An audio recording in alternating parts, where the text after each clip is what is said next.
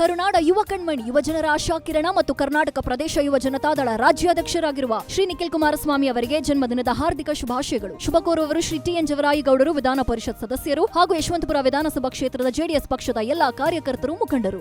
ಬೆಂಗಳೂರಲ್ಲಿ drugs factory ಪತ್ತೆ ಪ್ರಕರಣಕ್ಕೆ ಸ್ಫೋಟಕ ಟ್ವಿಸ್ಟ್ ಸಿಕ್ಕಿದೆ. ಇಲಾಖಾ ತನಿಖೆಯಲ್ಲಿ ಪೊಲೀಸರ ಕರ್ತವ್ಯ ಲೋಪ ಬಯಲಾಗಿದೆ. 3 ಠಾಣೆಗಳ ಇನ್ಸ್ಪೆಕ್ಟರ್ಗಳಿಂದ ಕರ್ತವ್ಯ ಲೋಪದ ಬಗ್ಗೆ ವರದಿಯಾಗಿದೆ. ನೋಡಿ, ಬೆಂಗಳೂರಲ್ಲಿ ಡ್ರಗ್ಸ್ ಫ್ಯಾಕ್ಟರಿಗಳು ಪತ್ತೆಯಾದವಲ್ಲ, ಆ ಪ್ರಕರಣಕ್ಕೆ ಸ್ಫೋಟಕ ಟ್ವಿಸ್ಟ್ ಸಿಕ್ಕಿರುವುದು. ಇಲಾಖಾ ತನಿಖೆಯಲ್ಲಿ ಪೊಲೀಸರ ಕರ್ತವ್ಯ ಲೋಪ ಬಯಲಾಗಿದೆ. 3 ಠಾಣೆಗಳ ಇನ್ಸ್ಪೆಕ್ಟರ್ಗಳಿಂದ ಕರ್ತವ್ಯ ಲೋಪದ ಬಗ್ಗೆ ವರದಿಯಾಗಿದೆ. ಆವಲಹಳ್ಳಿ, ಕೊತ್ತನೂರು, ಬಾಗಲೂರು ಪೊಲೀಸರ ಕರ್ತವ್ಯ ಲೋಪ ಇಲ್ಲಿ ಗೊತ್ತಾಗಿದೆ. ಕಮಿಷನರ್ಗೆ ಇಲಾಖಾ ತನಿಖೆ ವರದಿಯನ್ನ ಸಲ್ಲಿಸಿದ ದಕ್ಷಿಣ ವಿಭಾಗ ಡಿಸಿಪಿ.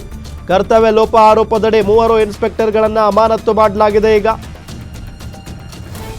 ಏನು ಇವ್ರು ಕಂಡುಹಿಡಿದಿದ್ರಾ ಇಲ್ಲಿ ಡ್ರಗ್ ಫ್ಯಾಕ್ಟರಿಗಳು ಬೆಂಗಳೂರಿನಲ್ಲಿದ್ದಾವೆ ಅಂತ? ಇಲ್ಲ, ಮಹಾರಾಷ್ಟ್ರದ ಪೊಲೀಸ್ನವ್ರು ಕಂಡುಹಿಡಿದಿದ್ರು.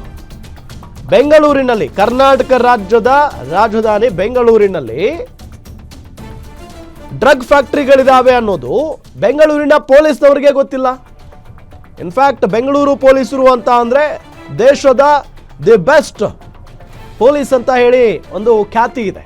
ಬಟ್ ಬೆಂಗಳೂರಿನ ಪೊಲೀಸ್ನವರ ಗಮನಕ್ಕೆ ಬೆಂಗಳೂರಿನಲ್ಲಿ ನಡೀತಾ ಇರುವಂತ ಈ ವಿಚಾರ ಗೊತ್ತಿಲ್ವಾ, ಡ್ರಗ್ ಫ್ಯಾಕ್ಟರಿಗಳ ವಿಚಾರ ಗೊತ್ತಿಲ್ವಾ ಅನ್ನೋ ಪ್ರಶ್ನೆ ಇತ್ತು. ಅದು ಮಹಾರಾಷ್ಟ್ರ ಪೊಲೀಸರಿಂದ ಗೊತ್ತಾಗಬೇಕಾಯ್ತಾ ಅನ್ನೋ ಪ್ರಶ್ನೆ ಬಂತು. ಅದಾದ ನಂತರ ಇಲಾಖಾ ತನಿಖೆ ಆಗುತ್ತೆ. ತನಿಖೆ ಆದ ನಂತರ ಗೊತ್ತಾಗಿದೆ. ಅನುಮಾನ ಅಂತೂ ಇದ್ದೇ ಇತ್ತು.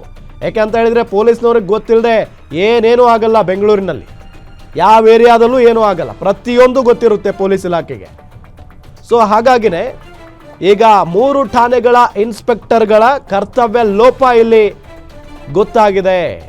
ಆವಲಹಳ್ಳಿ, ಕೊತ್ತನೂರು ಮತ್ತು ಬಾಗಲೂರು ಪೊಲೀಸರ ಕರ್ತವ್ಯ ಎಷ್ಟರ ಮಟ್ಟಿಗೆ ಲೋಪದಿಂದ ಕೂಡಿತ್ತು ಅನ್ನೋದರ ಬಗ್ಗೆಯೂ ಕೂಡ ಈಗ ಇಲಾಖಾ ತನಿಖೆಯಲ್ಲಿ ಬಯಲಾಗಿದೆ.